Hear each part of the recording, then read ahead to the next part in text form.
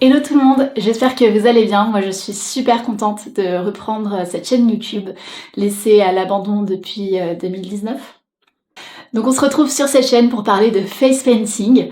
Petite parenthèse, n'hésitez pas à vous abonner, à mettre la petite cloche si vous voulez être alerté de nouvelles vidéos. De voir qu'il y a des personnes qui suivent va vraiment m'aider à garder ma motivation pour vous présenter du contenu parce que c'est pas forcément évident et ça me prend du temps. Dans cette vidéo, nous allons aborder une question qui m'a été largement posée. Une question avec laquelle j'ai moi-même eu du mal quand j'ai démarré le face painting. Comment bien clôturer la file d'attente de son stand en fin de prestation. Dans cette vidéo, nous allons nous intéresser aux événements publics. Pour moi, lors des événements privés, on doit normalement connaître le nombre d'enfants en avance et on ne devrait pas avoir de soucis. Dans les événements publics, c'est un petit peu plus compliqué parce qu'on ne peut pas forcément savoir en avance combien d'enfants est-ce qu'on va avoir et on peut parfois se retrouver débordé.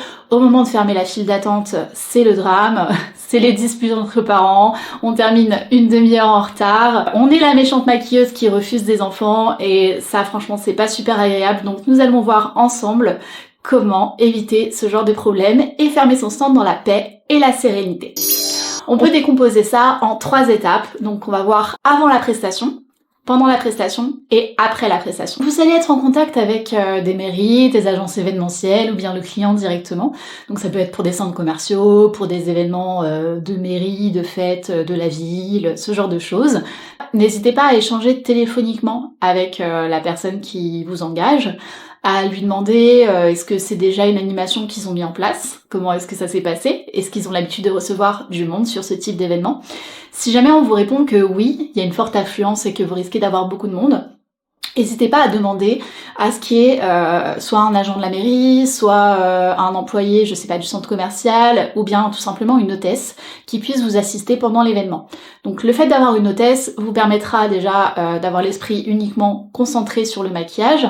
Cette personne pourra gérer les personnes dans la file d'attente et surtout au moment de terminer, elle pourra dire à tout le monde que c'est fini et vous aurez beaucoup moins de soucis que si jamais vous êtes seul. Vraiment très rare les cas où on vous accorde d'avoir une personne avec vous tout le long de l'animation. Ça m'arrive beaucoup plus maintenant, mais c'est vrai que ça reste rare qu'on nous accorde ce privilège. Dans ce cas-là, demandez juste au moins à ce qu'une personne vienne vous voir au moins 1 heure avant la fermeture du stand pour checker si c'est ok, voir l'état de la file d'attente et qu'elle reste avec vous au moins sur la dernière heure. Si jamais c'est pas possible et que vous savez que vous allez avoir du monde, ou bien que vous vous en rendez compte pendant la prestation, je vous donne bien sûr des conseils qui sont totalement personnels, qui sont les miens, que j'ai pu tester en prestation. Vous prenez si ça vous parle, et il y a d'autres maquilleuses qui ont d'autres techniques, donc vous pouvez aussi voir ce qui vous correspond le plus. Mais moi ce que je fais, c'est que je regarde 1 heure en avance l'état de la file d'attente. Si je vois qu'il y a vraiment trop de monde, c'est rare que je regarde plus d'1 heure en avance. Si je regarde plus d'1 heure en avance, c'est qu'il y a un souci. Mais je regarde 1 heure en avance et si je vois qu'il y a beaucoup de monde, je clôture la file d'attente. Moi, je calcule à peu près environ 12 enfants sur 1 heure. Et si vous voyez qu'il y a vraiment plus de monde, n'hésitez pas à regarder 1h30, 2 heures en avance pour éviter de vous retrouver débordé à la fin et que vous n'ayez pas géré votre temps. Donc si jamais je vois que en effet il y a suffisamment de monde pour me faire tenir 1 heure, je stoppe la file d'attente. Donc au début ce que je faisais, c'est que j'allais voir la dernière personne de la file d'attente et que je lui demandais bien gentiment si elle pouvait avoir le super rôle hyper agréable d'annoncer à tout le monde que c'était terminé et que plus personne ne pouvait se mettre derrière elle. J'ai rencontré quelques problèmes avec cette technique. Problème numéro 1, c'est que la personne peut s'en aller. Ça c'est vraiment pas cool, ça m'est déjà arrivé. Le truc important aussi c'est de retenir la tête de la personne. Parce que comme ça on peut regarder de temps en temps si elle est toujours là. Mais même avec cette technique, ça m'est déjà arrivé que la personne s'en aille et que d'un seul coup ma file se rallonge et là c'est foutu quoi. On n'a plus le choix, je dois raccourcir les designs, je dois me relever pour essayer de reprévenir la personne derrière qu'elle est la dernière. Donc voilà, c'est une technique qui peut fonctionner, mais qui a vraiment ses limites. Le deuxième point avec cette technique, c'est que vous avez souvent des personnes qui sont tout d'un coup samaritaines, voilà, où elles disent à d'autres personnes de passer devant. Je sais pas, grand seigneur, allez-y, je vous laisse passer devant moi parce que je suis la dernière personne. Ouais, franchement ça arrive. Et donc on se retrouve avec une file qui s'allonge alors que la dernière personne est toujours la même et tu te dis il y a un petit problème. Une fois il y avait quelqu'un comme ça qui avait laissé passer toute une compagnie d'enfants scouts. Je suis là mais non, faut pas faire ça. Je conseille pas forcément cette technique, du moins pas tout seul. Alors je m'explique. Deuxième technique, donc c'est un doublé. Donc c'est-à-dire que en effet, on va prévenir la dernière personne qu'elle est la dernière et que il faut qu'elle dise que ça sert à rien de faire la queue derrière elle parce que le stand est clôturé.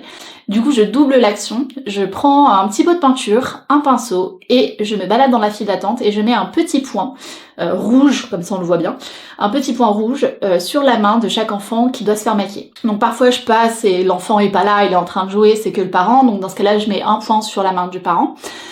Finalement je regarde à peine si les gens ont ce point-là ou pas, par contre c'est vraiment dissuasif. C'est-à-dire que les personnes qui veulent passer ou qui veulent faire la queue en se disant bon bah je vais la voir à l'usure, quand ils voient que en effet seules les personnes qui ont un point rouge pourront passer, et elles tentent même pas de faire la queue, ou bien elles viennent me voir. Alors là je me retrouve souvent à devoir dire non je suis désolée, je rajoute pas de points. J'ai déjà vu des scènes assez drôles où j'avais un enfant qui essayait de frotter sa main sur la main d'un autre enfant pour qu'il ait aussi un point. Donc bon. Voilà, c'est jamais très évident, mais ça fonctionne. Et du coup, c'est vrai que je me retrouve avec cette technique à vraiment pas avoir de problème. Je sais que certaines personnes fonctionnent avec une liste où ils prévoient 5 minutes par enfant et les personnes doivent s'inscrire avant ou bien sur le début du stand. C'est une technique. Alors j'ai testé, ça ne me correspond pas. Voilà, ça ne me correspond pas du tout. Enfin, il y a plusieurs choses, c'est-à-dire que déjà, ça me dérange un peu. Je trouve que ça réduit les égalités de chacun de pouvoir se faire maquiller. C'est-à-dire que si une personne n'était pas là dès le départ, la liste est vite complète et du coup, elle peut pas s'inscrire. Autre truc, c'est que moi, je peux pas gérer le numéro 53 qui est passé devant le numéro 52, le numéro 54 qui s'est pas présenté, donc je dois prendre le numéro 55, enfin flemme. Alors par contre ça peut être une super technique quand on a une hôtesse.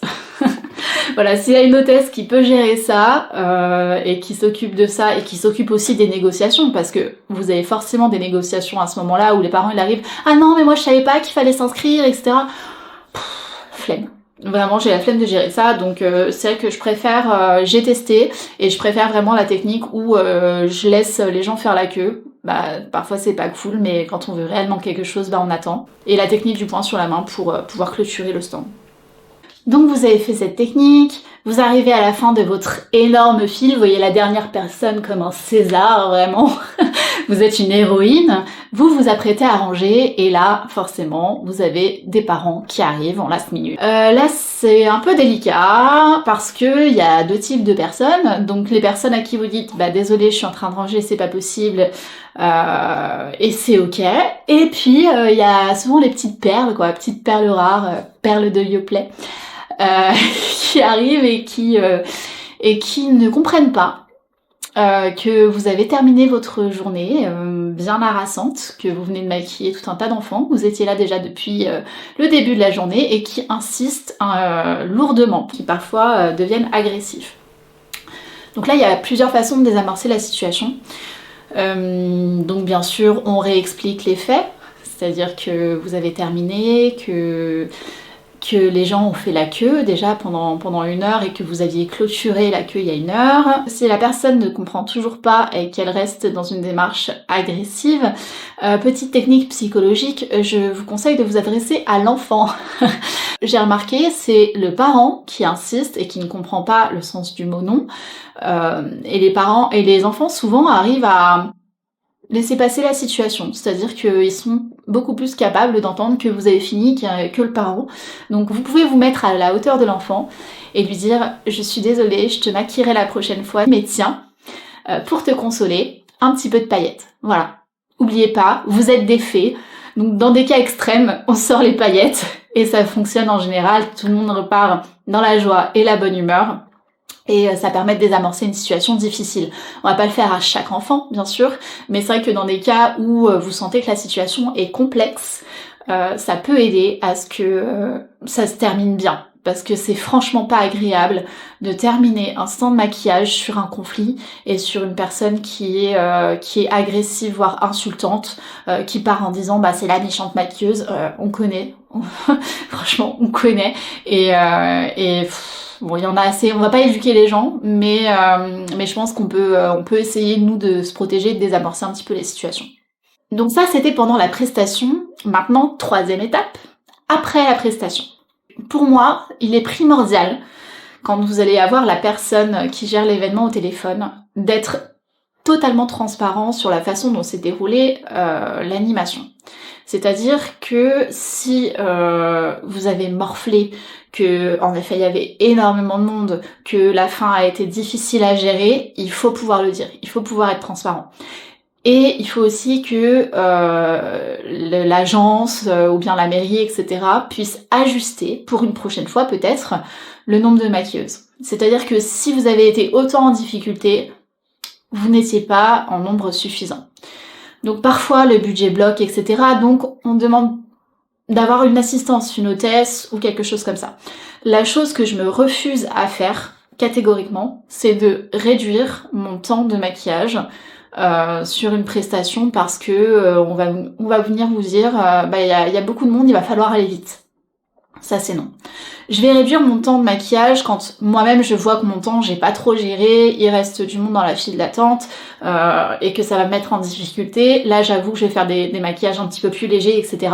Mais de base je pars pas sur le principe que je vais passer 2-3 minutes par enfant parce qu'il va y avoir du monde. Non, si jamais il y a du monde et que vous souhaitez que beaucoup plus d'enfants soient pris en charge, il faut augmenter le nombre de maquilleuses. Je peux pas passer 2 à 3 minutes sur un enfant, c'est pas possible. J'accorde au minimum 5 minutes avec un enfant. Il va falloir l'installer, il va falloir échanger avec lui sur ce qu'il veut, qu'est-ce qu'il aimerait, est-ce que il préfère du rose ou du bleu, enfin tout ça ça fait partie de notre travail en fait. On n'est pas des maquilleuses à la chaîne et ça me met un peu en colère ce truc de bah non il faut un modèle, il faut qu'il choisisse vite, on n'échange pas, on met nos pinceaux dessus et bye au revoir. Non, notre travail c'est plus que ça, c'est-à-dire que c'est un échange avec l'enfant qu'on a en face de nous, un échange avec les parents, un petit temps quoi. Et l'essentiel c'est pas juste que l'enfant il soit maquillé, notre travail il englobe tout ça quoi. Donc je me refuse catégoriquement à devoir réduire le temps que je vais passer avec un enfant. Quand c'est avec des adultes, ça peut être encore différent et encore que. Là j'ai vraiment l'exemple du mois dernier où j'ai un festival qui voulait me prendre, enfin qui veut toujours me prendre, et qui m'a demandé combien de personnes je pouvais prendre en charge à l'heure, etc. Et ils m'ont envoyé un message en me disant bah on aimerait que les maquillages soient très courts et que vous puissiez prendre en charge tant de personnes de l'heure. Et en fait j'avais calculé et ça faisait 2,5 minutes par participant. Donc là je leur ai expliqué, je leur ai dit bah non je suis désolée, moi je ne travaille pas de cette façon. Et je passe au minimum 4-5 minutes avec la personne parce qu'il y a aussi le temps d'échange, les gens sont là aussi pour discuter, pour passer un bon moment, c'est un moment convivial, on n'est pas des maquilleuses à la chaîne, c'est pas ça notre travail. Et en fait le fait de l'avoir exposé comme ça, la personne m'a dit ah bah c'est ok, c'est bon pour nous, on vous prend. Et je trouve que ça montre votre professionnalisme et ça défend aussi notre travail. Donc je trouve tout ça très important. Voilà, je pense qu'on a fait le tour de la question. J'espère vraiment vous avoir aidé, vous avoir éclairé. N'hésitez pas aussi à commenter si vous avez vos petites techniques, avec grand plaisir pour échanger. Et puis j'espère vous retrouver très bientôt.